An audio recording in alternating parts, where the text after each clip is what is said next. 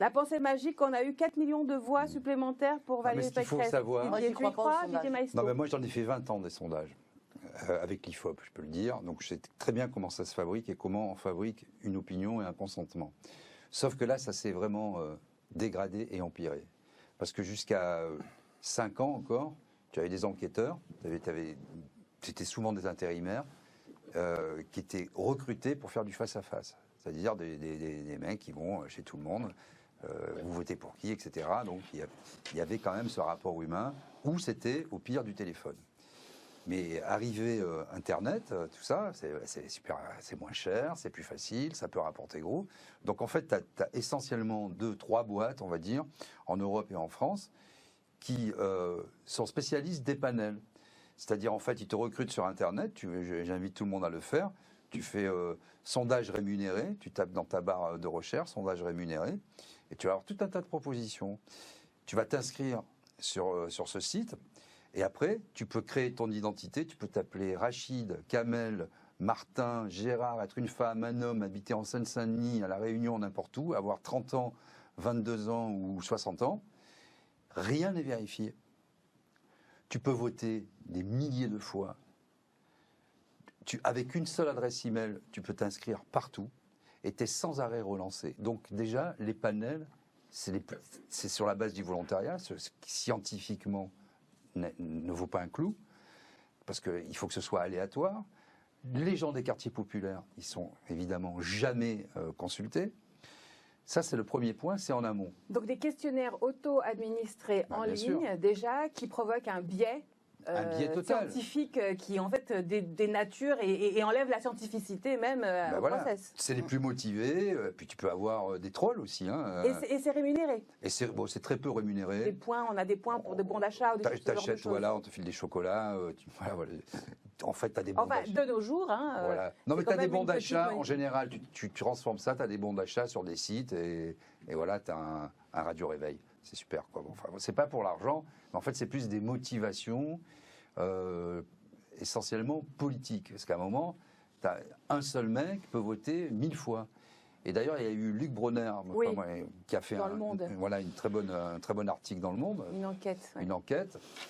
Où il a lui-même pris plusieurs profils, plusieurs je l'avais fait avant, je connaissais par cœur, mais c'était bien qu'un journal dit mainstream se saisisse du problème, parce que si les médias mainstream ne le font pas, le problème n'existe pas. Hein, c'est un peu le problème aussi de l'info en France.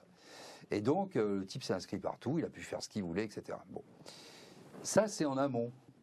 Après, tu as qui commande le sondage, qui paye. Qui paye le sondage, en général, c'est les mêmes qui possèdent les médias. Et souvent, tu as des partenariats, on appelle partenaires techniques, la grosse boîte qui va financer le sondage. Quand tu finances le sondage, que tu as le sondeur en face de toi, tu peux très, très facilement orienter. Et de toute façon, tu n'as même pas besoin de donner d'ordre. Le mec que tu as en face de toi, il sait où tu veux en venir. Donc il va se débrouiller par toute une technicité pour poser les questions qui vont bien, les poser d'une certaine manière. Mais j'ai eu l'occasion 3 fois qu'on m'appelle. Ça m'est arrivé 3 fois. Parce que les gens disent on m'a jamais sondé. Ça m'est arrivé 3 fois. Je n'ai jamais réussi à terminer un sondage.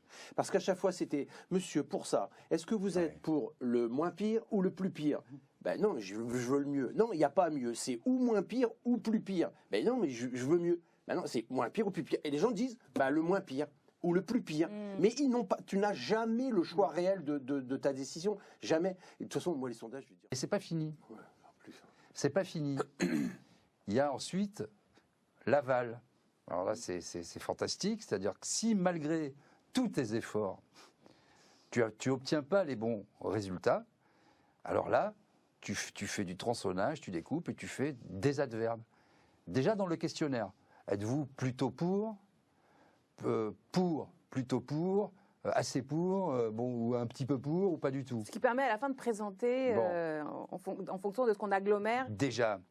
Sauf que quand c'est présenté dans le rapport final, c'est pour ça que j'incite tout le monde aussi, quand il y a un sondage qui est publié, d'aller sur le site lui-même du sondeur ILAB ou IFOP, etc., ou sur la commission des sondages. Il y a une commission des sondages c'est des vieux retraités qui sont en général des vieux juristes. Ils ont créé ça pour dire que c'est... Bon, il y a un type qui est bien là-dedans, c'est Garrigou, tout le reste... Alain Garrigou. Ça n'existe pas. Qui d'ailleurs a écrit beaucoup de livres pour dénoncer tout le reste, c'est du flan. Mais si ça suffit pas, les mecs, ils te disent plutôt pour, etc. Et à la fin, ils font une espèce de gloubi-boulga. Moi, j'avais démontré ça, par exemple, pour les gens qui étaient pour le pass sanitaire. Ils avaient dit 81% des Français sont pour le pass sanitaire. En réalité, dans le sondage, si tu le regardais bien, tu avais 25% des Français qui disaient être pour en tant que qui étaient pour le pass sanitaire. Ah oui. Ils ont rajouté les gens qui avaient déjà le pass sanitaire et qui étaient vaccinés. Et ils ont rajouté, donc en fait, ils ont rajouté des choses, aucun rapport. Attends, ils ont rajouté ceux qui étaient assez pour, assez d'accord, et à la fin, on s'est retrouvé de 25 à 81% sur 1066 personnes. C'est-à-dire qu'il y a 244 mecs qui se sont inscrits, ou peut-être un seul mec qui a voté sur ce truc-là, et à la fin, ça fait 80.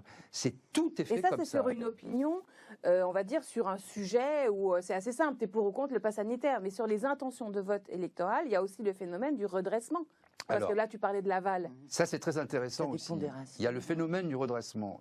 Quand tu avais du téléphone ou du face-à-face, les gens mentaient un peu, sous-estimaient, tu vois. Donc, les sondeurs redressaient dans l'autre sens. Enfin, les mecs disaient, moi, j'avais jamais trop de mecs qui te disaient en face, moi je vote Front National. À l'époque, les gens, il y avait une petite gêne de dire je suis Jean-Marie Le Pen. Je vote à droite, tout ça. Bon. C'était un peu tabou.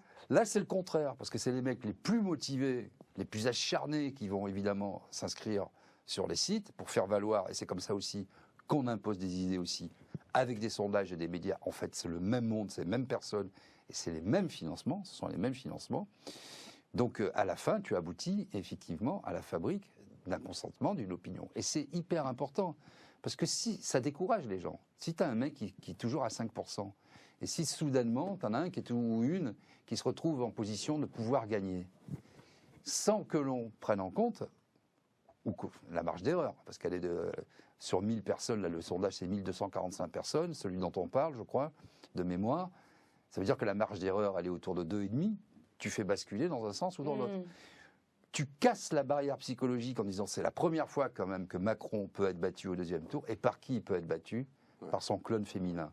Tout ça, je veux dire aux gens qui nous écoutent, c'est du pipeau. Bien sûr. Tu sais comment ça marche? Tu sais quel est le secret de fabrication? Comment ils redressent? On peut le dire là. Au doigt mouillé. Comme ça. Alors, je vais...